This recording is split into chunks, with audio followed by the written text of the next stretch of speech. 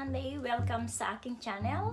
So today, gagawa po tayo ng ginger honey water. Okay? So ito po ay mabisang gamot kapag meron ka pong ubo or dry cough.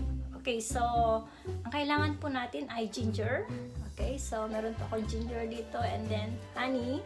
At saka kailangan po ng hot water. Okay, boiled water po ang kailangan natin. Okay, so umpisa na po natin ang paggawa ng ginger honey hot water. Okay? Okay guys, so all we need is ginger.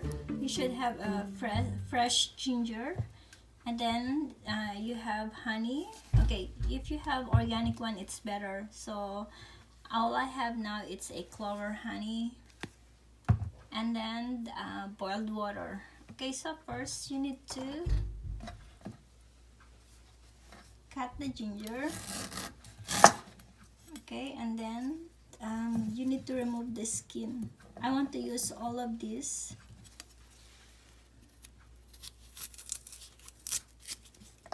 Okay, so ito po yung way namin pagbalat ng ginger sa Pilipinas. Okay, so this is the way how we remove the skin in Philippines.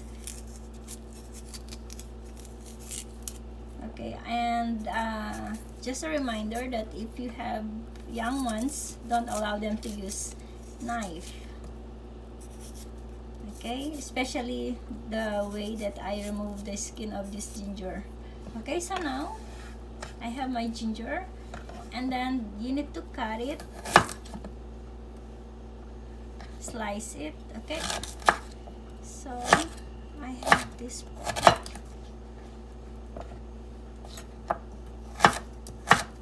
Okay, so that's the only way how you can cut your ginger. Okay, so ito po yung paraan para i-cut po natin yung ating ginger. Huwag niyo po siyang durugin. Okay, and then after that, I have my boiled water already. So, okay, so ito po yung aking mug.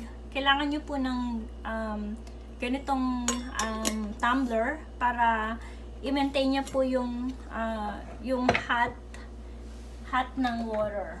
Okay, so ilalagay ko na po yung aking water. As you can see, it's very hot. So, be careful. Okay, and then after that, I'm going to put my ginger. Okay, my ginger was already washed. So, ni-remove ko lang yung skin niya. And then after that, you are going to add honey. Okay, so I believe you can add like 1 tablespoon of honey. Okay, and the last thing you need to do is you need to shake it.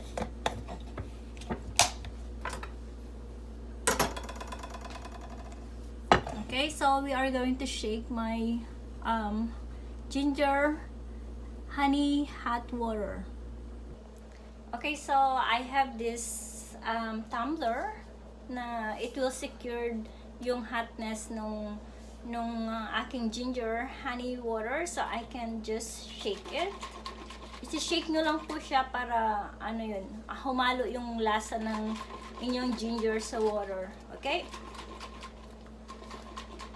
So, yung benefits ng honey, the benefits of honey is to soothe a sore throat and keeps it calm and cool, and in a minute the pain is reduced.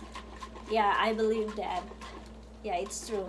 And then the ginger, it contains antibacterial and antiviral properties. Yeah, that's right. So pinapatay niya po yung mga bacteria. Okay? And then ito po yung pinaka best way na ginagawa ko kapag meron pa akong nag-start pa lang yung cough ko, kasi yung weather ngayon ay nag-change na. So, before it's super lamig, but now it's back to normal. Medyo warm na sa labas. Ipapakita ko po sa inyo mamaya yung labas. Okay? Don't forget to keep shaking it. Okay? Kasi yung lasa po ng ginger, ano yun,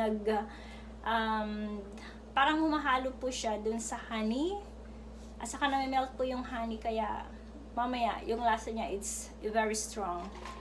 Para siyang, ano yun, para siyang mainit na parang pinapatay niya yung mga bad bacteria sa aking throat. Okay, so I'm going to pour some and I want you to show how it looks like. Okay, so it's not a plain clear water. Meron siyang extract ng ginger. So as you can see, it's para siyang mix ng light yellow. Okay, so yung taste niya, it's different.